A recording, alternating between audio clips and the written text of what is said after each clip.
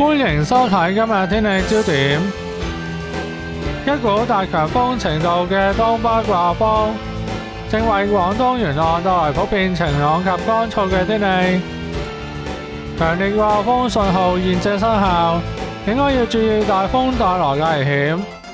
紅色火災險警告現正生效，表示火災險性極高，應該要小心處理火種。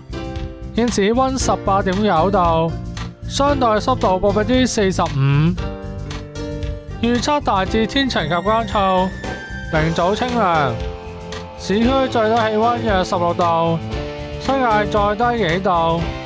日間最高氣溫約22度，吹和緩至清勁東風，初時南及高地吹強風。展望除咗兩日大致天晴，日間乾燥。下周中期氣溫回升，日間溫暖。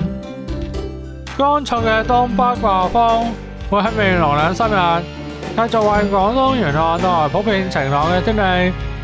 明早該區仍然清涼。隨住季風喺下周初緩和，華南氣溫逐漸回升。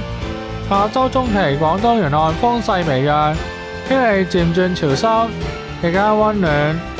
預料一股偏東氣流會喺下周後期影響該區。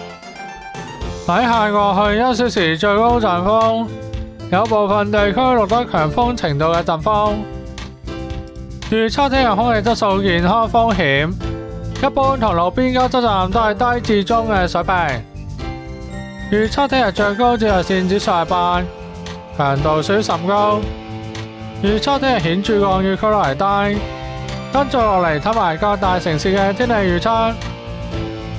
北京多雲，布宜諾斯艾斯、開普敦、伊斯坦堡明朗。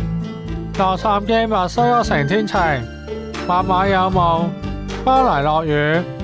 新加坡明朗，東京多雲，柏林天晴，開羅明朗，倫敦明朗，馬德里、莫斯科、紐約天晴，聖保羅落雨，雪梨明朗，多倫多多雲。